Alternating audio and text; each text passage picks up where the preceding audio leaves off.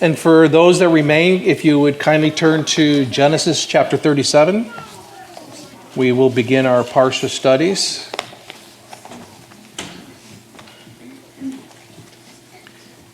And earlier I had passed out a little card, or you were given a card. Just stick that away. It's really a focal point. We'll talk about it a bit later. You may or may not be able to read it. One tip is if you can't read it, like myself, it's not easy to read. If you have a smartphone, you can take a picture of it, and then you can just blow the picture up. It makes it very easy. The point of that will come later. But it's really, I want to ask you to do something for the next couple of weeks without thinking about it. So that's just, again, a focal point. It's handy to have in your wallet or your purse. I hope you don't have the occasion to use it, but I think over the next week or two, probably all of us will. So that's, again, I'll talk a little bit more about that. So we are in the 9th week already of our Parsha studies, which is, to me, unbelievable. I don't know if we can get the projector on. I do have a couple of slides, just 3, I think. Not right away, but if you get that prepped, that would be great. So this Parsha is called Parshat Vayeshev. And what it means is, and he dwelt. And that's speaking of Jacob. And I find this name just a little bit weird in the sense that the very first thing is a shift to Joseph. And that's typical of some of these parshas like Sarai. It talks about the life of Sarah, and it begins with her death, which is interesting as well. And it actually means 2 lives, but that's another story. But there's things that are not apparent in some of the names and the portions of the parshas. And just for a quick review, if you're new to the parshas, it's often thought that Ezra, the priest Ezra, divided up the Torah books, the first 5 books of Torah, into portions. That's what Parsha means, or Parshat is a plural. Divided them up into portions, and there's 54 portions. So we're a little bit different than what would normally be under the rabbinical calendar. We're a couple weeks ahead. And again, this is the 9th one. It's called And He Dwelt. And so I'm gonna give you a quick overview. It covers 5 different topics. Way too much to cover today. I'm going to look at the bulk of chapter 1 of this. I say chapter 1 is chapter 37. And then some of chapter 38. And then the rest we'll have to pick up in years to come. The other part of it is, I would really encourage, this is again, it was a really fascinating parsha for me to take a look at, from looking backwards and forwards. Looking at what parshas we just covered and looking at what's coming up. And they are so tightly wound, it's incredible. It's a tapestry that's like none others. And there's an interesting thing about this, and again, we'll start here in verse 1. I want to give to you, before we start, 3 questions that I want to just put in your mind. We won't so much discuss them, I don't think so much, until we get to the end. But I want you to think about this. The first question is, and by the way, the name of this study is called, What Separates You from Your Brothers? So that's what I want to leave with you in the sense of looking inward. This parsha is, while it's an outward look in the story, it's a very inward look for those that are involved in it. So, what separates you from your brother? And then the 3 questions are, what's missing in your life? Question number 1. What's missing in your life? Question number 2, are you your brother's keeper? And question number 3, what is the purpose of suffering? So those 3 questions I want you to think about both today and in the week or 2 to come. And those are going to be directly related to that little card. Okay? 3 questions. What's missing in your life? Are you your brother's keeper? And what is the purpose of suffering? Genesis 37, verse 1. This has got a lot of messianic overtones through this parsha, like the one to come as well. It covers both Jacob's troubles from a few weeks past into this one, plus future, and also Joseph's trials. So it's a difficult section of history for our family. And this is your family, by the way. Don't think for 1 minute this is not your family. Everything you see in Torah is your family. Verse 1, and Jacob dwelt in the land of his father's sojournings, in the land of Canaan, or Canaan. This is the genealogy of Yaakov. And then it starts Yosef. There are 13 chapters where Yosef is the primary protagonist in the story. 13 chapters.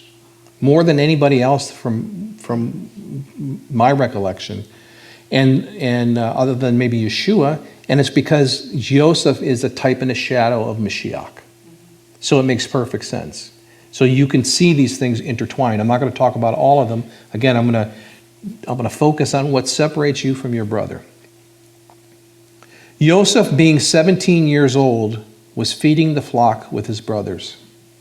And the young man was with the sons of Bilhah and the sons of Zilpah, his father's wives. And Joseph brought an evil report of them to his father. Right away, we are setting up for a division here. Now, you can ask yourself if Joseph was in the wrong, or his brothers were in the wrong, or they were both in the wrong. You might even ask if Jacob was in the wrong, because Jacob was using him to report back. So Joseph certainly was obeying his father, but it did not create a very good situation amongst his brothers.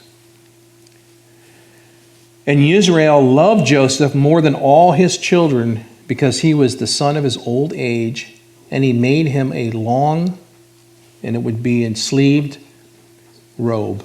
Now this is where a lot of translations will say a robe of many colors. In the Hebrew, it's a little bit unclear. It has to do with the width of a palm and something that's flat and wide. So it gets translated to colors because there's many widths of this palm. So it's also translated long sleeves. So, and they both are pretty pertinent. And I think the coat of many colors, maybe not as close to the Hebrew, but it certainly traditionally opens up a lot. And it does distinguish the gift that Joseph received from his brothers. It puts Joseph in an elevated status. And we'll soon see that pretty soon. So, verse 4. But when his brothers saw that their father loved him more than all his brothers, they hated him. And they were not able to speak peaceably to him. If you could put up the first slide, please. Oh, has it been up there? Awesome. Okay. So, this slide here, it says your connection to peace. And I want to go over this a little bit because I know Hebrew scares some folks. I don't want you to be scared away with it. But I want to point out something that's very interesting, very unique. I did a little quick search on the computer, and peace, at least in the King James Version, is translated 429 times. There's only one translation that's spelled this way. And there's a missing character compared to others. It's pronounced exactly the same. So that's what we're going to talk about here. So what we see here to the right, or from your point of view, you see a shin. That's the first character furthest right. Then you see a lamed. Then you see a vav. Then you see what they call a final mem. It's completely closed in. That spells shalom. Okay, does that make sense? Now, there's a vowel marking that's above the vav, but it's not in this picture because when I created it, it was just too hard to make the computer do Hebrew characters, so I kind of cheated. But that would be called a cholim. And that whole thing, the whole vav, and that, especially with the dot, is called like a full cholim. And I don't know if that's completely accurate as far as what it would be called linguistically, but it has to do with the pronunciation. That's why both words are pronounced the same, but there's something very unique about this, okay? And then I have on there, over to the left, you can see where it's missing that vav. Now the vav is, well, let me ask you, who remembers what a vav is, meaning in Hebrew? You can, yep, tent peg or a stake. So the missing piece represents a tent peg or a stake. And then the value of every Hebrew letter, it's got a numeric value. The vav is valued at 6. So it's also the sign of a man, right? Or a beast. Could be either one. They're both 6. Okay. So let's just go over a little bit of the meaning of the letters. So the shin, we talked about this earlier this morning. It represents fire. That's the first character, again, on the far right. Transformation and divine presence. It's associated with consuming dross or negativity because of that fire, and to bring holiness. And then the lamed symbolizes learning or teaching or an aspiration of the walk that's toward a divine understanding. Think of it as a shepherd's staff. So all those things that a shepherd would teach you, that's what the lamed is. This should be a review for most everybody here. But what it's doing is it's planting in your head what perfect peace is. Okay? This figurative transformation, this shepherd's staff, this dedicated, determined walk, and then the vav, in the case of all 428 of the 429 has this marking. That represents a connection. When you said a tent peg and a stake, it's also a hook. So that when the tabernacle in the wilderness was created, what held everything together were vavs. They were these connection points. I might be wrong, but I think there were like 40 of them that connected the different posts together. So the point is that they're connecting units. It's a hook that binds. It signifies completeness or wholeness. So that tells me when I read this, and it tells other folks that are studying this, that out of the 429 times, there's only one that doesn't have this hook or this connection point, and it's this one. So that's a real indication of how much of a chasm there was with the brothers. That only once in Torah is this connection completely missing. There's no hook that binds them anymore. That's why it says they can't even act peaceably. Not possible. That's how bad this division is. It's only going to get worse from here. But it's also only going to get better.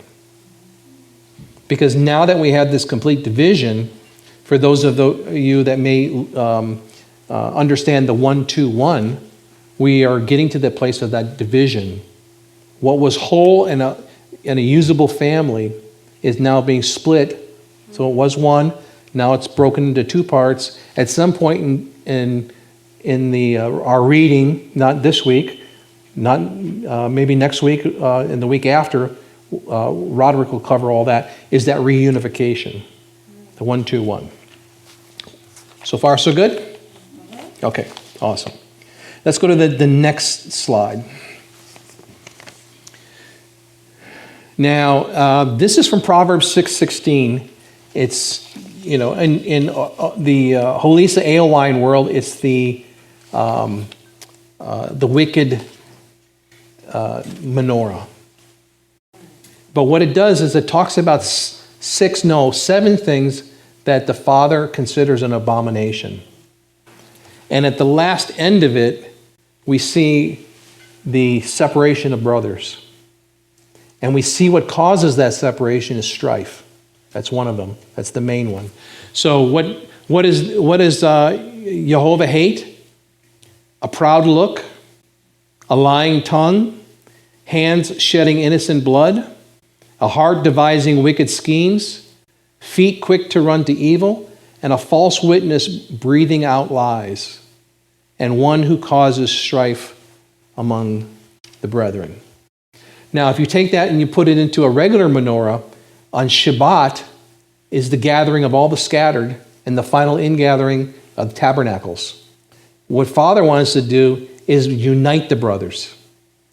The wicked section, they want to divide. So that's why it's an abomination. So what you see here is an abomination because that hook has been ripped right out of shalom. There is no peace. There won't be any peace for these brothers. It's permanently gone, at least in their eyes. Okay. So that's the implication. There's no longer connection. There's no longer wholeness. There's a fundamental fracture in the hearts of the brothers. There's that relationship, again, is severely, severely challenged.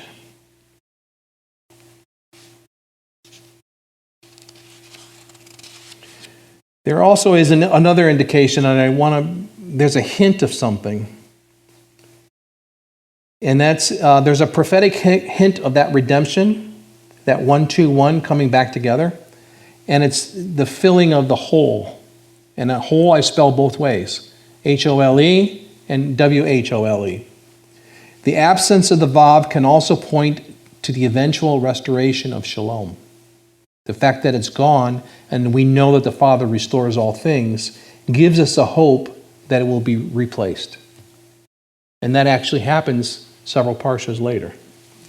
The brothers' later repentance and reconciliation with Joseph restore that shalom, and it fulfills the divine plan. So, what separates you from your brother? Your lost peace separates you from your brother. Okay.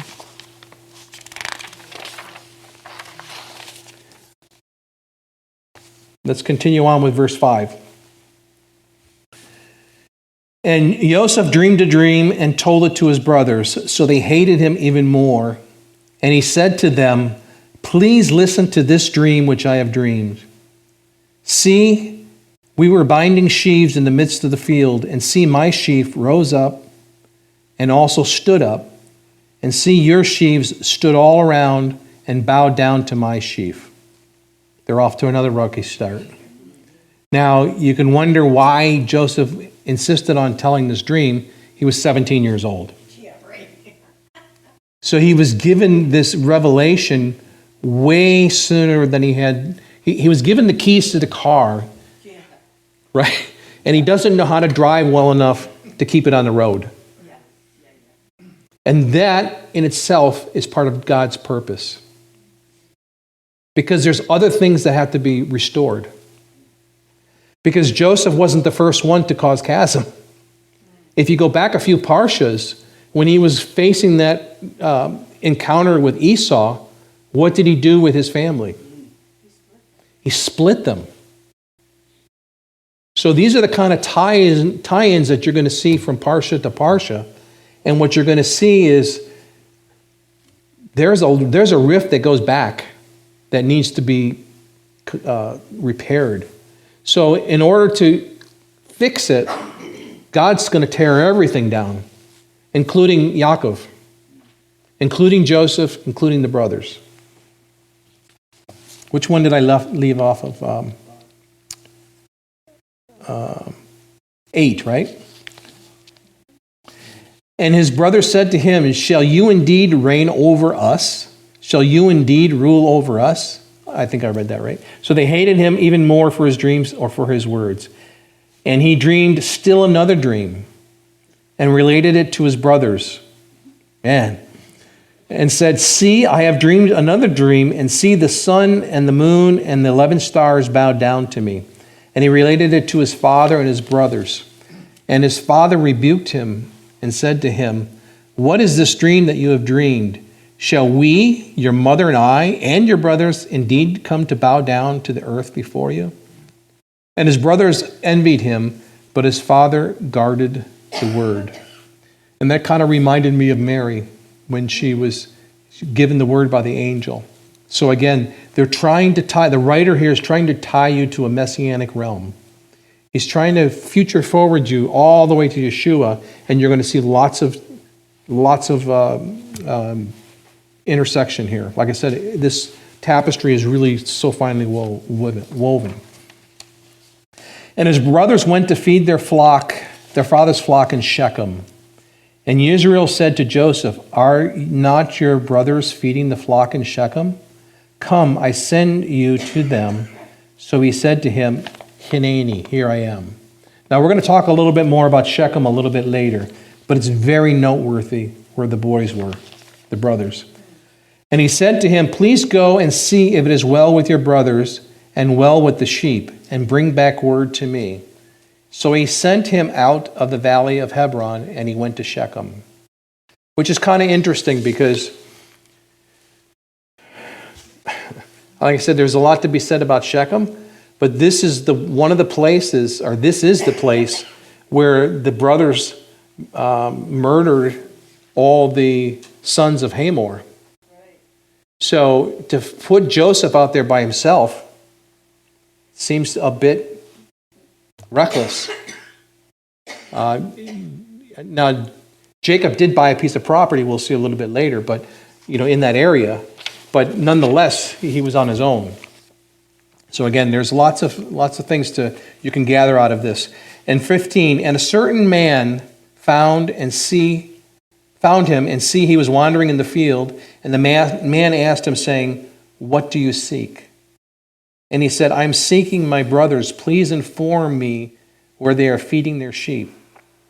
And the man said, they have left here, for I have heard them say, let us go towards Dothan. So Joseph went after his brothers and found them in Dothan. And they saw him from a distance before he came near them, and they plotted against him to kill him.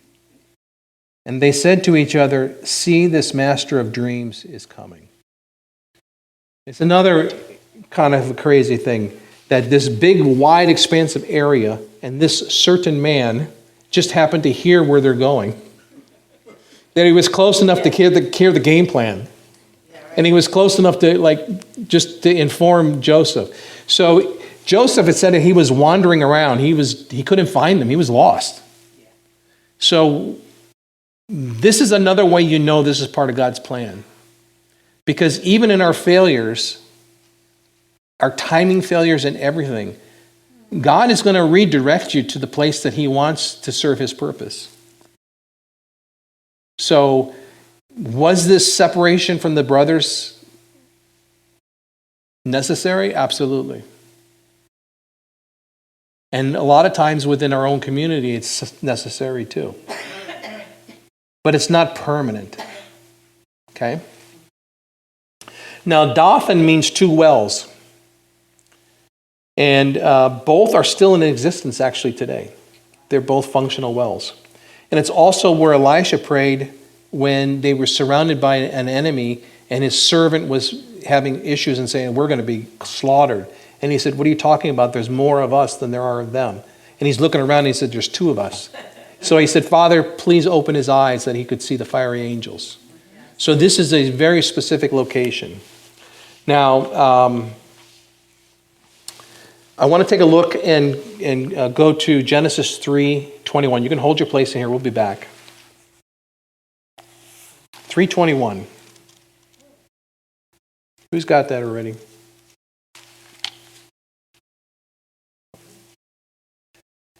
Okay.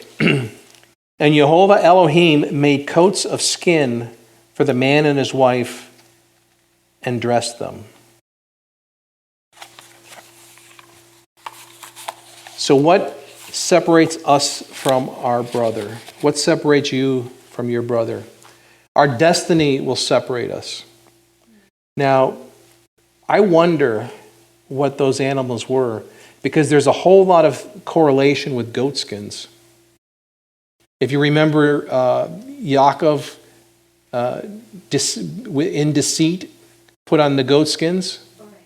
And then you're going to see a little bit here in our reading, our next reading here, where the brothers killed a goat and put a wild goat's blood on his tunic. I just wonder, just curious, just one of those things. So this coat, this long coat, right? The coat of many palms, as I put it here, is a cover story. There's a story in that story too. And that's that our destiny is woven together with us. Even if it's stripped off of us, even if it's doused with blood, there is a purpose, there is a restoration, there's a destiny. We are all connected. If there's an issue with you, as it was brought up in the Bible study, we need to be able to uphold the arms of you if you in your weaknesses. Speaking of that covering, 1 Peter 4 says, love covers a multitude of sins, and the suffering separates us. Remember the question I asked you, what's the purpose of suffering? 1 Peter 4:1 says that suffering keeps you from sin. You don't have time for it. You just don't have time for it. So some of the things that we go through that we think are, where's God? He's not helping me in anything. It's because we have had a lifestyle that requires us to stop sinning, that requires us to be stripped of that garment that we're using of the world. And, and we need that love from one another to cover these multitudes of sin. Verse 5, and I think I read that. Did I read it? I'm losing track of where I'm at here. Yeah, I think what I did is on my notes here, I copied it twice.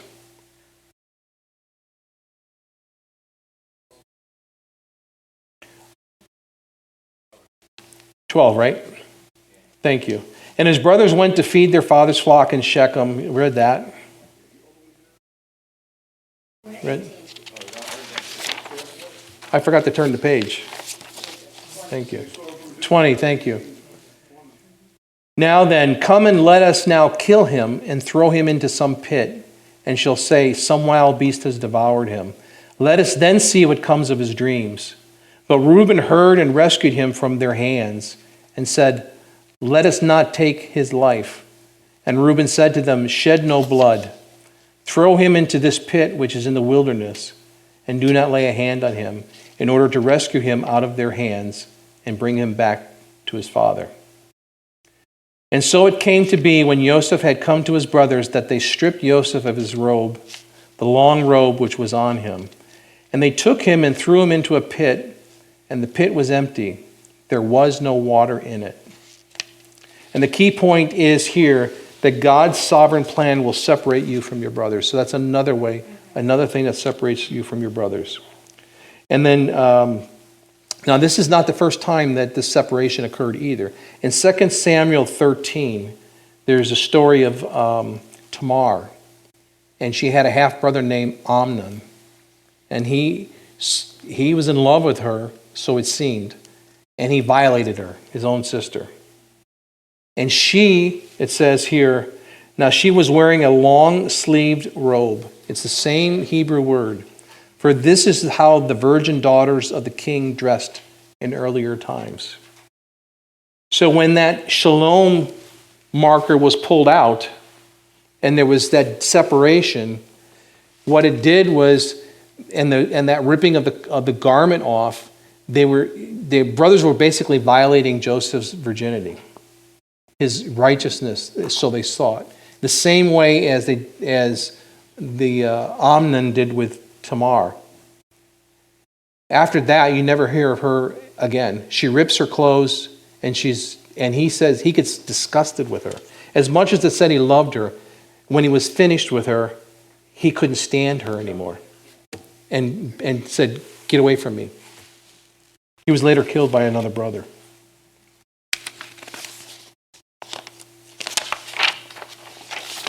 Okay, so what separates you from your brother? God's justice separates us. Go to the next slide, please. This is a Hebrew concept. It's called measure for measure. And what it is it's in Hebrew it's called medah ki neged medah.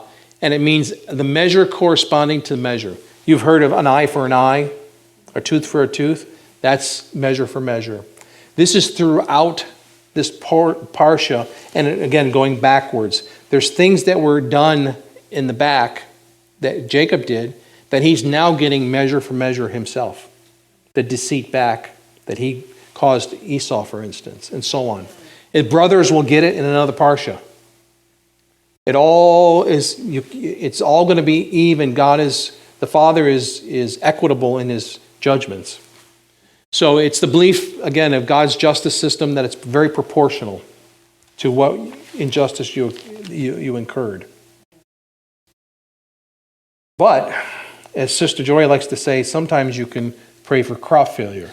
Psalm 103:10, He does not treat us as our sins deserve or repay us according to our iniquities. And that's the grace of God. Otherwise, we would all be dead.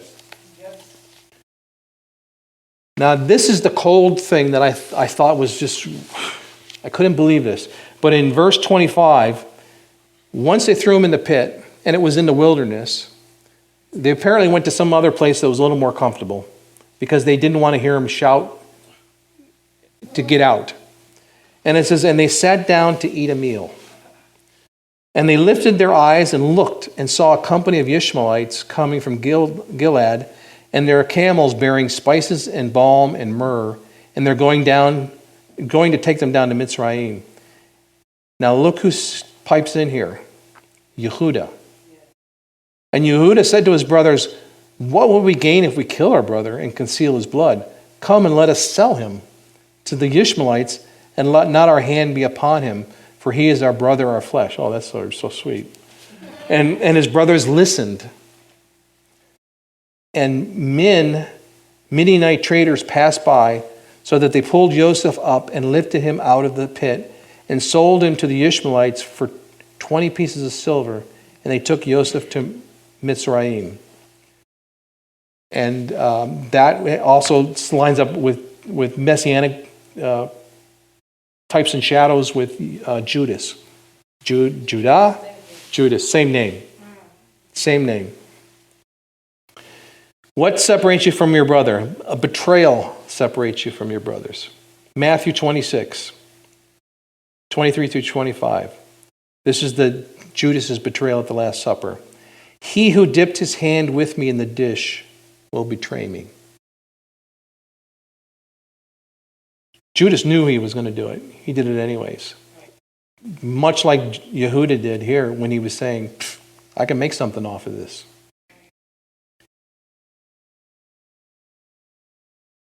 Yep. Then we look at Abel and Cain. And Abel also brought of the firstborn of his flock and of their fat. And Yehovah looked to Abel and his offering. But he did not look to Cain and his offering. And Cain was very wroth, and his face fell. And Yehovah said to Cain, why are you wroth, and why is your face fallen? If you do well, is there not acceptance? And if you do not do well, sin is crouching at the door, and its desire is for you, but you should master it. So what separates you from your brother? Your gift separates you from your brother.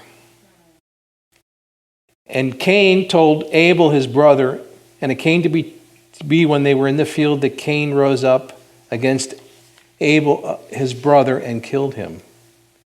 And Yehovah said to Cain, where is Abel your brother? And he said, I do not know. Am I my brother's keeper or my brother's guard? And he said, what have you done? The voice of your brother's blood cries out to me from the ground. And now you are cursed from the earth, which has opened its mouth to receive your brother's blood from your hand. And if you till the ground, it shall no longer yield its strength to you. You shall be a fugitive. Now, the Ishmaelites, they were carrying in that caravan a lot more than Joseph, right? It says they were carrying spices and myrrhs and ointments and balms. And I just was wondering, because there's a portion of Scripture where Nicodemus brings spices to prepare the body of Yeshua. And it says there, depending on the translation, 75 pounds of spices. And that's a Roman pound, so it's like 68. I've also seen 100 pounds, but it's a lot of spice in weight. So just for giggles, I asked, that must have been a pretty expensive gift. You know, he had a tomb that was never used, that was hand carved out, a stone that was gifted to him, and then these spices. And we already know that the prostitute poured the alabaster jar contents on him, which was a whole dowry and then some. So I asked, my sometimes friend, Chat APT, what is the current value of 68 pounds of spices in this makeup, according to the Scripture? So myrrh, in today's value, would have a cost of $4,000 to $5,000 per pound, and aloes $2,000 to $3,000.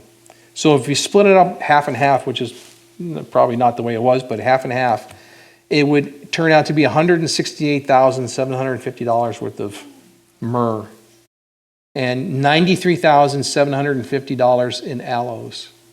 So it's a $260,000 gift in today's dollars. So what separates you from your brother? Your gifting, and your gifts separate you from your brothers.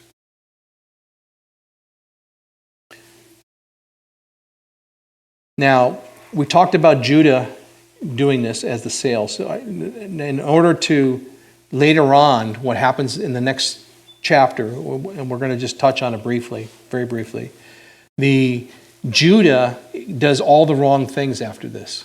So it's obvious from an observing point of view that this disturbed Judah, disturbed him deeply, because he went to Canaan and he took a Canaan wife, and it wasn't anything special in the sense of he saw her and he took her. It didn't say that he loved her. It didn't say anything like that. Then he had a series of sons who were wicked. And then there's another story about another Tamar, if you remember that. And she had to dress up and catch him on the side, going to sheep shearing, pretending to be a hooker or a whore. And then what did he give for his pledge? Anybody remember? His ring, his staff, and his garment. Very much the same which was stripped off. So you see this kind of correlation, and again, what was going on with Judah. But when you get to a further stage, and I don't know if that's in your parsha, that's why I was asking you, Brother Roderick, but in Genesis 44, Judah offers himself up in exchange for Benjamin. That's how far he came. So now that missing vav in Judah's life was replaced somewhere between chapters 42 and 48. In this parsha, he's struggling with it. He's depressive. Who knows what else he's doing, but he's not doing what he's supposed to be doing. He's far separated from his brothers. He's not even living with them. Remember, they listened to him. Then once he goes back and he offers himself up later in parshas, he is restored and he is now listened to again. And again, this happens somewhat repeatedly. So what separates you from your brother? Where you pitch your tent separates you from your brothers. Now, we talked about Shechem a little bit earlier. I want to talk about it a little bit more detail. So the meaning means a shoulder. Pastor Chris talked about that a few, maybe even last week, where the yoke would go over and it would go into the soft at the back. And that was the burden that it was designed to be carried on your shoulders, but not to harm your shoulders, right? So Shechem means that. It's the shoulder, it's the ridge, and it reflects the way the geographic is there, geographical. It's between Mount Ebal and Mount Gerizim. And those mountains resemble a shoulder. So obviously it means burden bearing. It's a place of division, but it's also a place of unity. And we're going to see that in a minute. And it's a place of leadership, and it's a place of inheritance. In the form of a covenant, Abraham arrived at Shechem in Genesis 12, verses 6 and 7. And this is where God promised the land to him. So in Shechem, Abraham he goes into covenant with God. Later on, Joshua, when he says, "As for me and my house, we shall serve the Lord," that was in Shechem. So he reaffirms the covenant. So Shechem is notable for a place of covenant. But it's also notable for a place of division. Rehoboam, one of the kings, he caused division. So Rehoboam went to Shechem to get inaugurated, and he was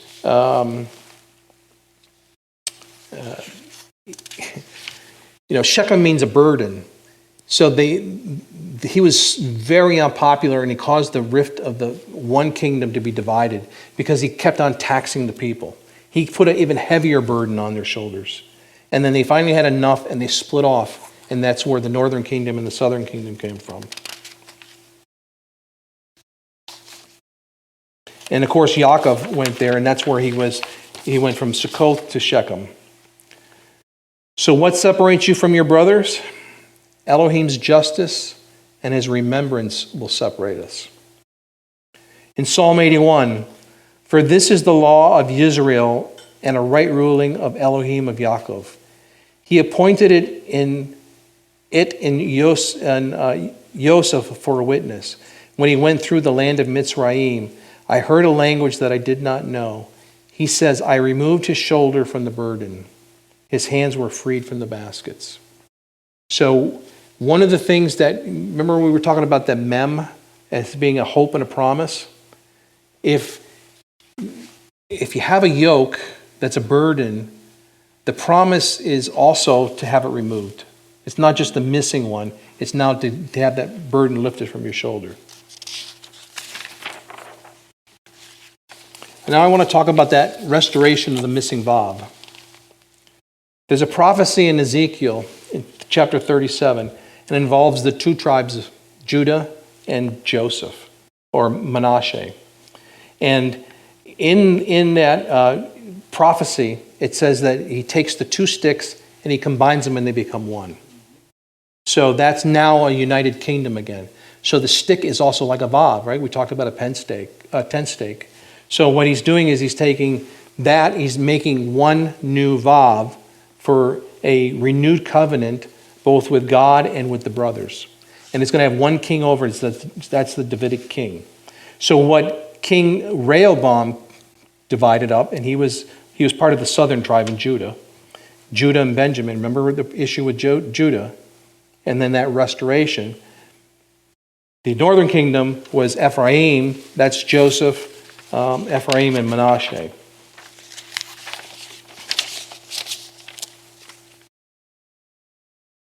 Part of that restoration of all things is the Father's gift, and that's the long robe of righteousness. That's which was stripped of us. That's which was stripped of Tamor. In Revelation 3 and Revelation 19, it talks about a white garment. It says, "Let us be glad and rejoice and give him praise, for the marriage of the Lamb has come, and his wife prepared herself. And to her it was given to be dressed in fine linen, clean and bright, for the fine linen is the righteousness of the set-apart ones." So we're revisiting those three questions. What's missing in your life? Are you missing the vav of perfect shalom?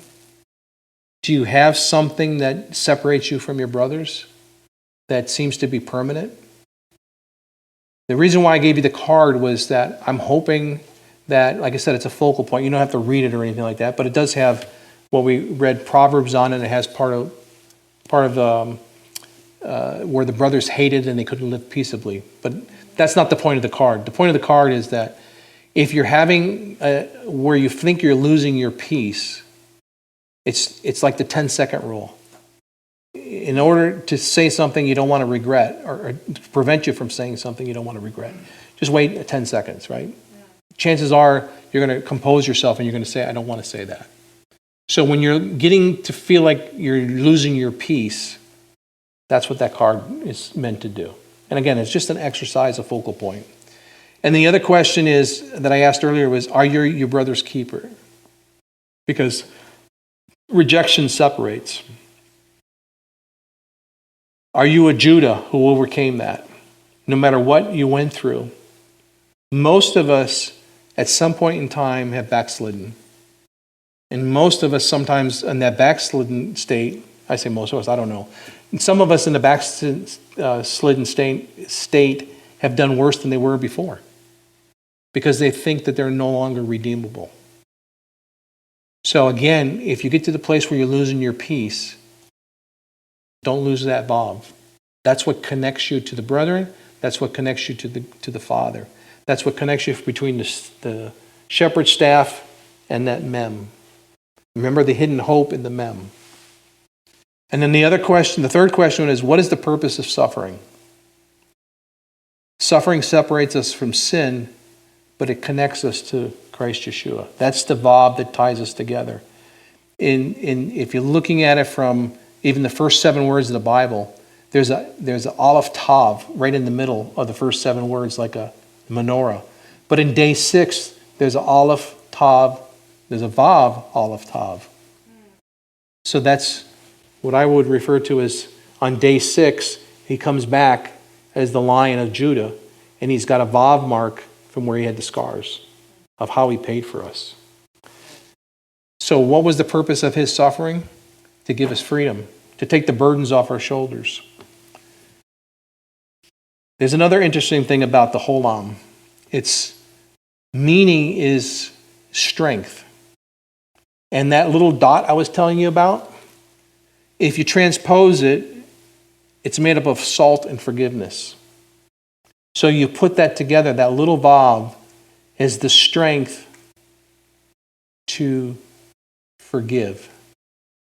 There's a covenant of salt. Every sacrifice on the altar for eternity goes with salt.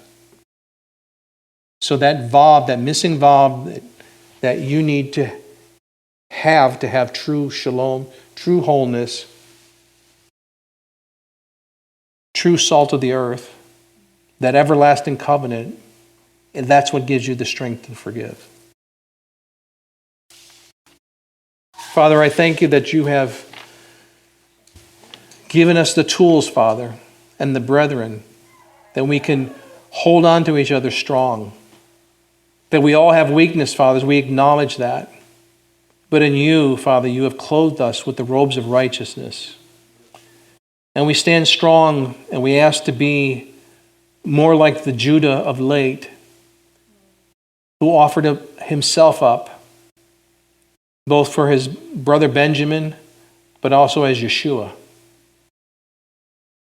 We thank you, Father, that you have put authority of the nations in our hands and in our garments. And I ask, Father, a blessing for every person here, that they would have the strength to not lose their peace. And they would have the understanding of where to look to find it. In the mighty name of Yeshua.